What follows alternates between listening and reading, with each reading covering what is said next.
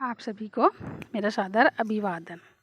आज के इस वीडियो में हम पढ़ेंगे योजनाबद्ध विकास। भारत में जैसे ही हमारा संविधान लागू होता है तो संविधान लागू होने के 2 महीने के अंदर ही योजना आयोग का गठन होता है।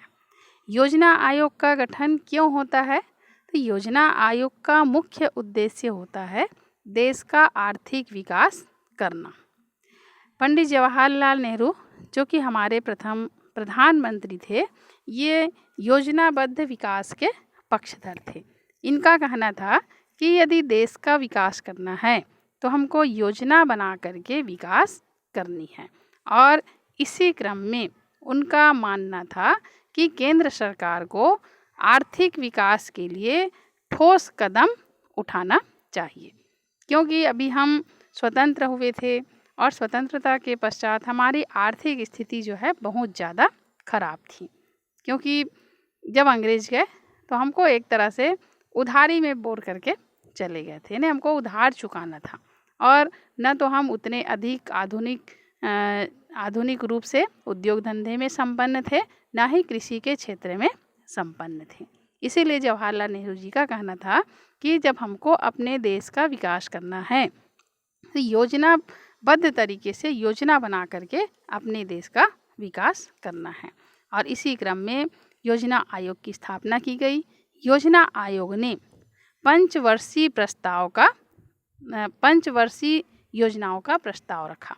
पंचवर्षीय योजना का अर्थ ये होता है कि हर 5 साल में देश के विकास के लिए योजना बनाई जाएगी, और उस 5 साल में उस योजना को सफल बनाने के लिए कार्य किया जाएगा। ये कहलाता है पंचवर्षीय योजना।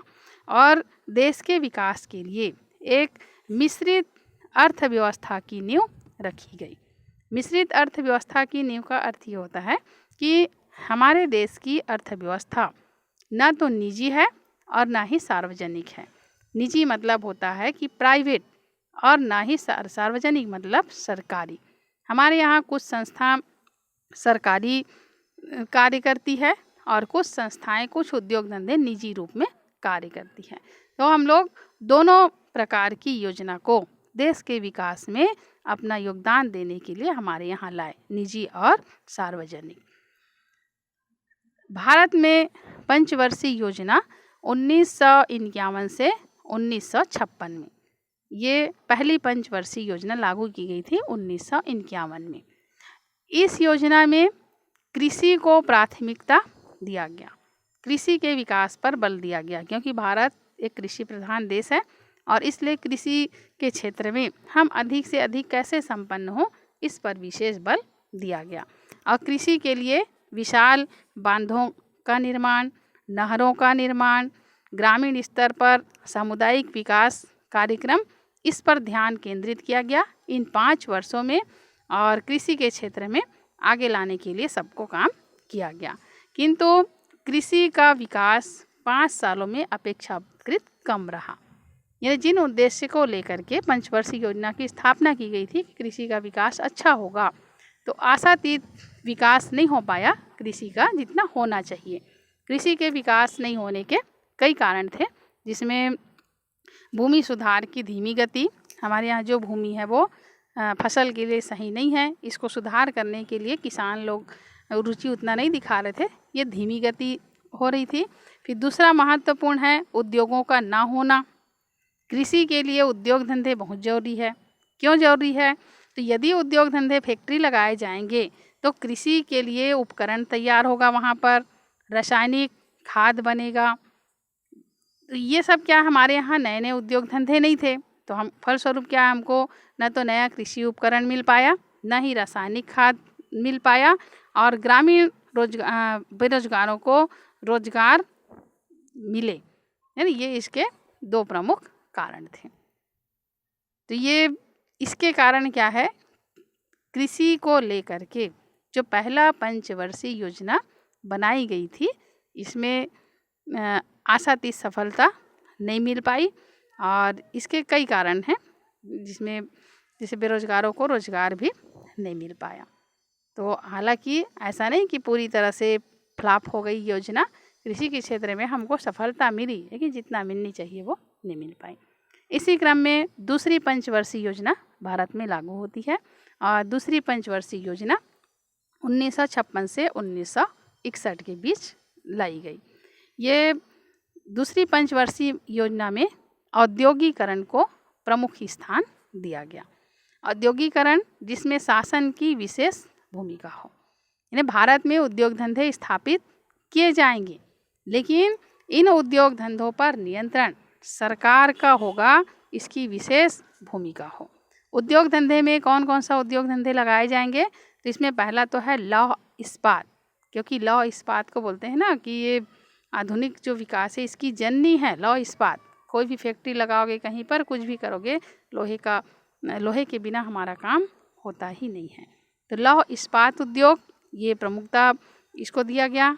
फिर मशीन उत्पादन, विभिन्न प्रकार के मशीनों का निर्माण करना, उत्खनन करना, जो हमारे देश के अंदर भूगर्भ में बहुत सारी चीज़ें हैं, हीरे जवाहरात, कोयला है, हीरा है, पन्ना है, तो ये सबको उत्खनन के द्वारा देश के लिए काम में लाया जाना।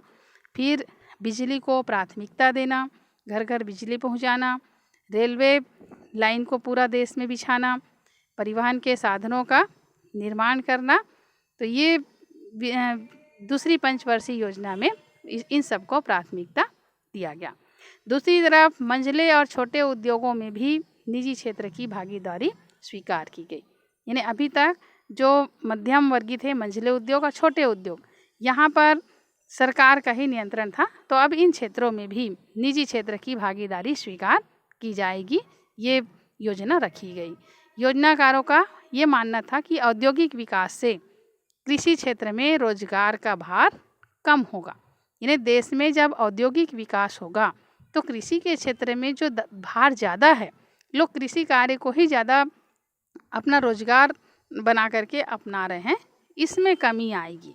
लोग क्या है, बड़े बड़े उद्योग धंधे स्थापित होंगे तो शहरों में आकर कारखानों में काम करेंगे और औद्योगिक विकास होगा।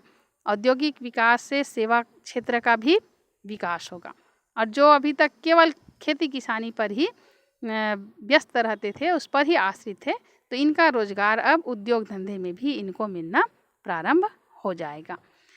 तो औद्योगिक विकास दूसरी पंचवर्षीय योजना में जो लाई गई, तो इसमें देश में औद्योगिकरण की नींव तो रखी गई, बुनियादी नींव रख दी गई कि हमारे देश में भी अब उद्योग धंधे स्थापित किए जाएंगे। लेकिन इस उद्योग धंधे के स्थापित होने से भारत में गरीबी दूर नहीं हो पाई। अब इसके लिए फिर भारत में क्या है, गरीबी दूर रखने के लिए 1970 के दशक में पंचवर्षीय योजना में कई योजनाएं लाई गई, जिसमें देश में गरीबी उन्मूलन, गरीबी को देश में किस प्रकार से दूर किया जा सकता है, रोजगार का अवसर बढ़ाना, इसके लिए विशेष कार्यक्रम शुरू किए गए। इसको हम पिछले अध्याय में पढ़ चुके हैं। तो इस तरह हम देख सकते हैं कि स्वतंत्र भारत में शासनों ने न केवल एक लोकतांत्रिक और विकेंद्रीकरण राज्य का निर्माण किया, यानी लोकतांत्रिक देश का निर्माण किया, विकेंद्रीकरण राज्य शक्ति एक के हाथ में न बट करके बटी हुई इसका निर्माण किया, बल्कि इसके साथ साथ ही सामाजिक बदलाव का बीड़ा उठाया। जो समाज में प्रथा चली आ रही थी, कुप्रथा चली आ रही थी, इसको दूर करना। फिर देश के लोगों के आर्थिक विकास का भी बीड़ा उठाया गया। तो इन प्रयासों ने हमारे देश के राजनीतिक और शासकीय ढांचों पर बहुत गहरा प्रभाव छोड़ा है, और इसी का ही परिणाम है कि आज हमारा देश पंचवर्षीय योजनाओं के माध्यम से नित नई ऊंचाई को छूते जा रहा है। हर पंचवर्षीय योजना में कुछ ना कुछ विशेष योजनाएं रखी जाती है, जिसको लेकर के जो पंचवर्षीय योजना आयोग है वो आगे बढ़ता है। जैसे किसी साल में स्वच्छ भारत के अंतर्गत जैसे ये खुले में शौचालय नहीं करना है, यानी हर घर शौचालय पहुंचाना है, ये योजना थी। फिर उसके बाद प्रधानमंत्री आवास योजना, जिनका आवास नहीं है उसको आवास देना, ये भी पंचवर्षीय योजना का ही एक हिस्सा था। आने वाले समय में और कई योजनाएं लागू होंगी जो पंचवर्षीय योजना के माध्यम से हमारे देश को आगे से आगे ले जाने का काम करेगी।